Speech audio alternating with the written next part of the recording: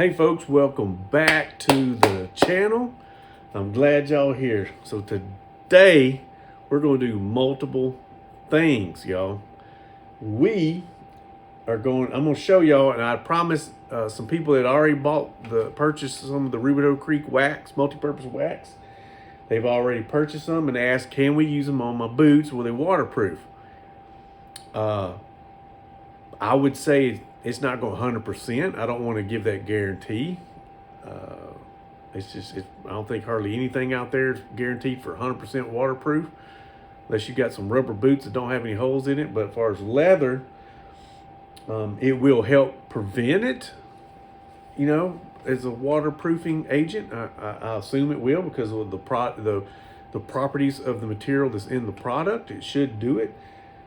But it's really more conditioning. But like I said, it's got the things in it to help disperse water, right? To help as a waterproofing agent. But it's a rejuvenating, has rejuvenating properties, and it just keeps the leather going, right? So your leather don't dry out and get brittle and rot, right?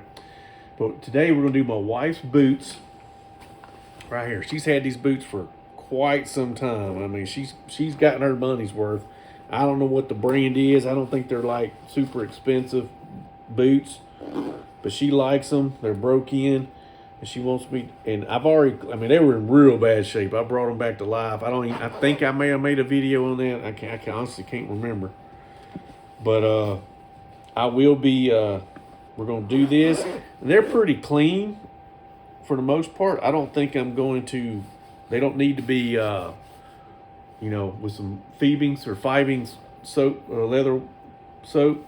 I don't think I'm gonna do. I did use that on these in the past because they were just filthy, but I am going to just basically, I'm gonna add a little bit of dye, some leather dye, because she has scuffed the toes up from working, whatever. I don't know what she was doing. She's doing something. I guess they just from driving maybe, or working behind the desk. I don't know, but either way, I'm gonna take some. I got some. I think it's like medium dark leather dye. I'm gonna dye the. First, I'm gonna take some sandpaper and then take some dye over it. Let it kind of do its thing for a little bit, and then I'm gonna go back over it with some wax, and that's pretty much it. Like I said, they're not filthy. They just need to be conditioned again. So, and then we're gonna do some.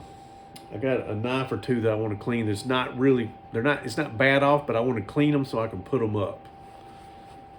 So we're going to do that in this video, but y'all hang on and let's get to it. All right, so this is the wax. Like I said, I have a dark brown and light brown, so this is what we're going to use. I think it's what I used on it last time. So it's some light brown. So we'll get to that.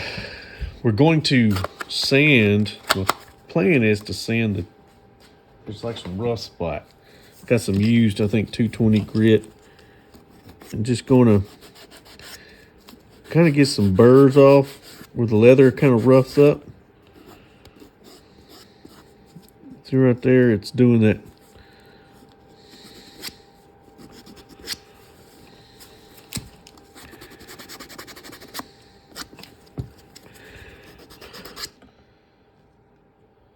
All right, this is a little bit lighter.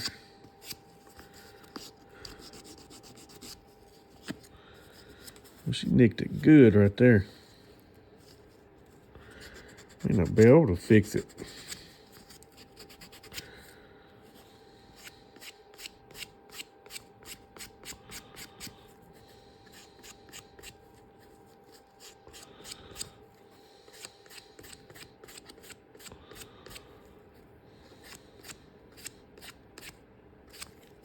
There we go.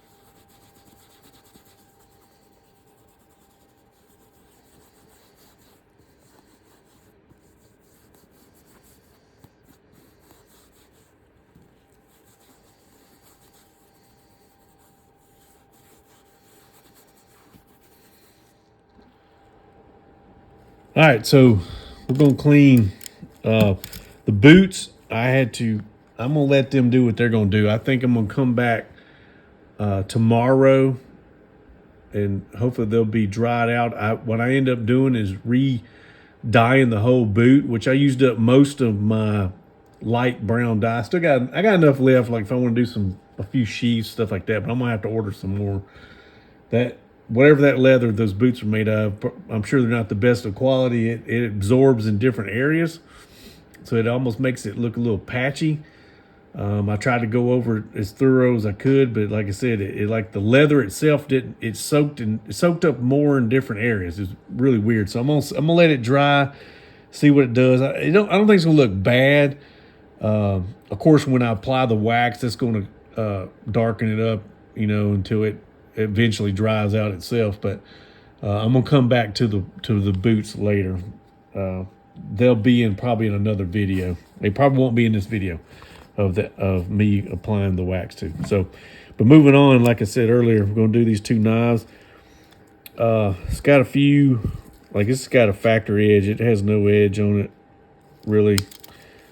I'm surprised how good a condition, because this stuff usually shrinks up. I forgot what they make this out of, but I had a brain fart. I can't think of the name, but they will draw up just over time. I do not have one in this nice condition, so I was very surprised. I mean, functionality, I've got some that are really good condition, but it's like they all got like a crack or a space between the bolster and where that rubber piece goes in there for the scales, and they just draw up. They just get old wherever they're stored at. But anyway, we're gonna get some. I'm gonna see if I can get some of the spots out on this. Just clean it up, put a little oil in there, and I'm not even touching the edge. I'm mainly just cleaning it. I don't even think it needs to be cleaned inside here. But and of course, this beautiful piece right here, this queen. Kind of see the tang stamp. It'll be up here. This is the date. I think it's like 1930. Well, let's look. Let's see. That one. Let's get the book. Hold on a second. What I can make out on this one, it looks like it's this right here. I don't think it's that because it don't say stainless up under it. I believe it's this one right here. This is the one right there. So 1932 to 1955. I don't think this is a stainless blade. It looks like it's high carbon, but I could be wrong. But just looking at how the patina is on it, but either way, it's a beautiful piece, a beautiful bone right there. We're just gonna clean it up. It's got a little bit of some stuff in here. I'm gonna try to get in there with a little bit of oil and some sandpaper. So I don't even think I need the screwdriver. I may run in there just make sure there ain't no fuzz or nothing in there. But for the most part, we're just gonna polish it up. That's all I'm doing. I got some of the green paste right here I'm gonna use. You can use white as well. Any of it will work. This is supposed to be like a finer grit, but I'm gonna use that just to buff out the bolsters and the blade a little bit. But yeah, well, let's get to it.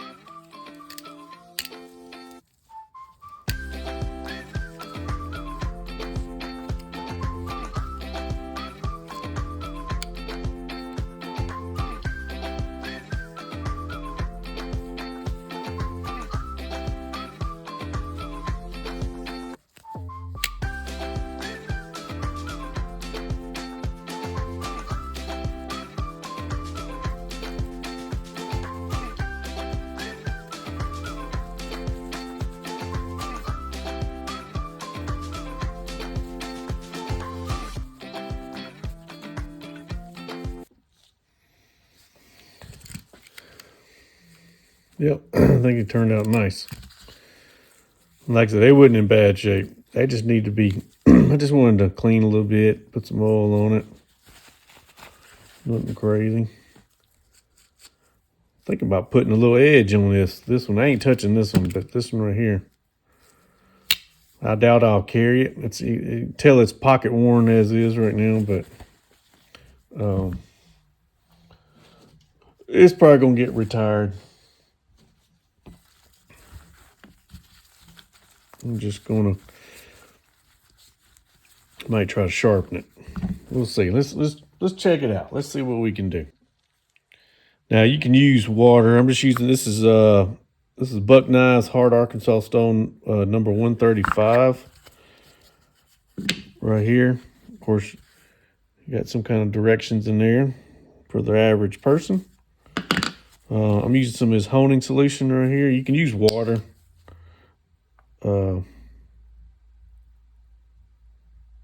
But, you do what you want to do. Stuff soaks up.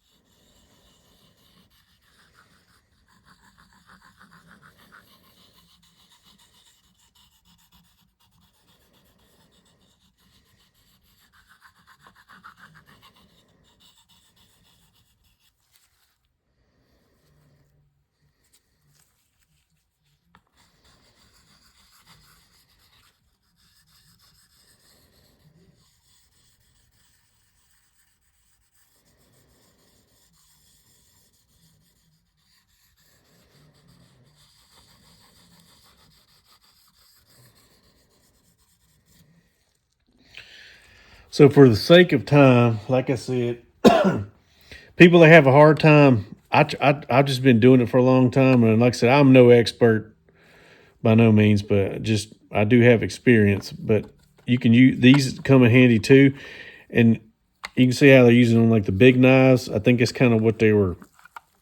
I mean, you can use it on any knife, but if you can find these out there, it's just Buck. This is the old one, patent pending Buck Homemaster. I'm sure you can find them out there. It comes in directions and such, but it comes in handy if you're trying to keep that perfect. See how it slides like this? So it's gonna give you a continued angle, right? So I have used it before. Don't get me wrong. There ain't nothing wrong with that. So if you can find something or some type of guide like that, those come in handy.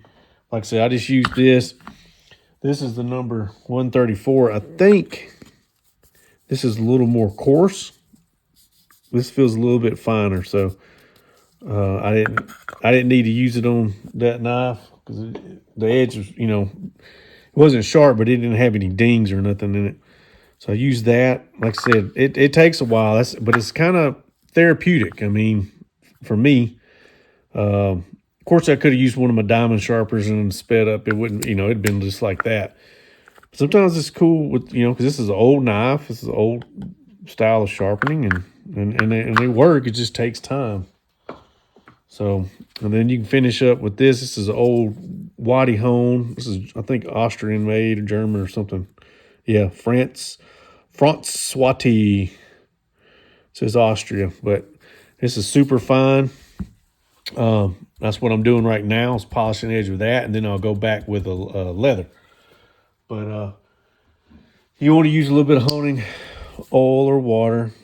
I mean, this is like $6. I mean, it don't take much, but it's a little bit slicker than water. I don't know what they make it out of, but it's not really an oil, but it's not really water. It's like in between.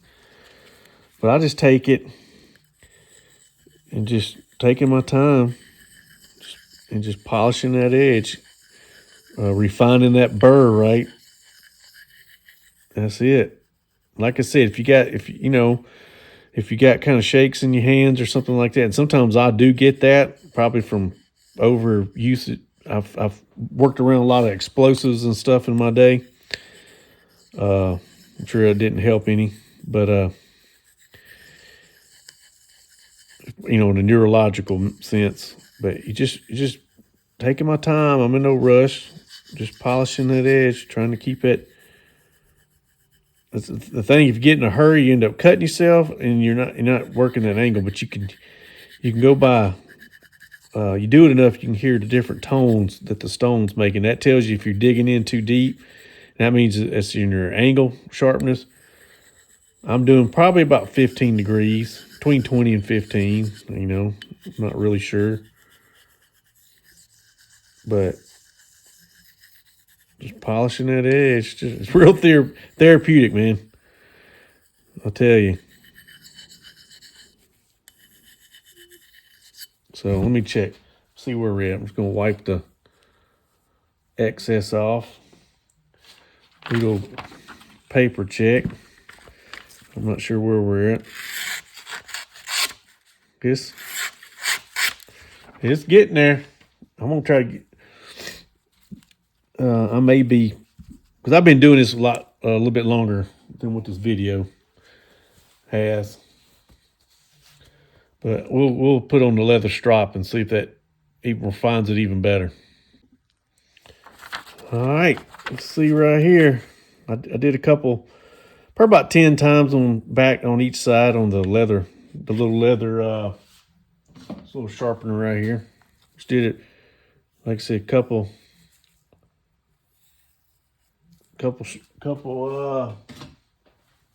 laps on that, and nothing like that high carbon steel, y'all. Love it. Love it, love it, love it. I think it turned out awesome, awesome knife for sure.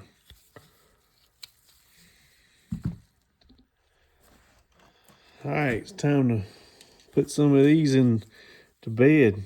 This old knife, still usable. It's an old knife. It's a short knife.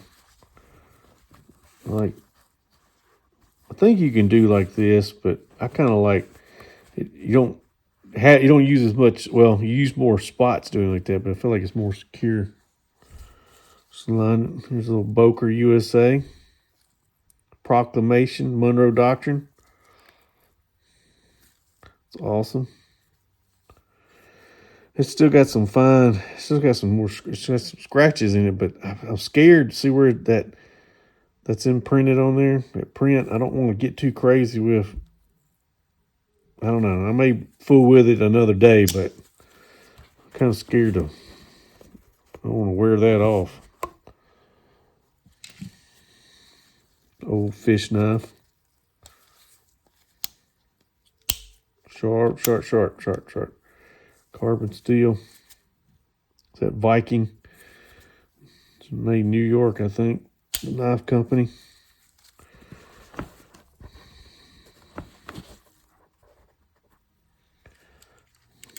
Old Forest Master.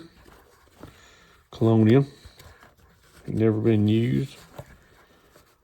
Put that little sucker right in there. Remington. I think Camillus makes these. Well, I'm about 90% sure they do. There's Remington. Got the 870 pump on there. Got the 1187 and the 870. 1990. Put that one in here. Of course, the big old Queen. I think this is winter bottom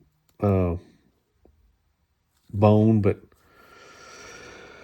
I think it was darker at one point. Well, like I said, it's an old knife. I mean,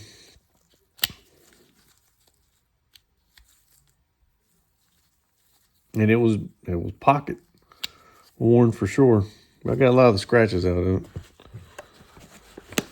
Yeah, wanted to clean them and get them put up. And that's kind of what I'm doing. I'm going through my old knives, either pulling some back out or I'm just going back through and cleaning them. And then making sure they got oil on them and stuff and putting them to bed just like that. Make them go to sleep. You can find these knife cases, y'all, on Amazon. So super easy. Just type in knife case. You don't need no link. Just type in knife case, and they'll have the ones that roll up, and then you got these right here. I like these because they're they're a little more pricey. I think they're about anywhere from $28 to $35 a piece. But I mean, they hold quite a bit of knives. You got that. You got the backside. It's a little stiff. The rolls are good too, so you can put knives on both sides of that. And then flip that over, and then you got one on this side. So pretty handy stuff, y'all.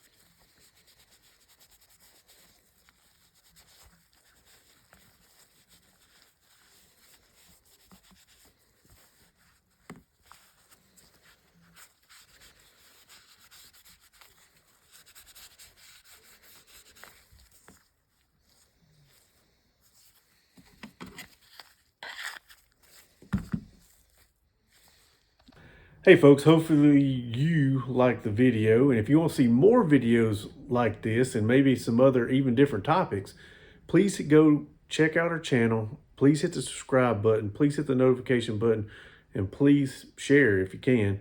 It'd be greatly appreciated, and give some thumbs up if you like some of the videos that me and Kojak put out. I know a lot's with me, but there's some with Kojak in it.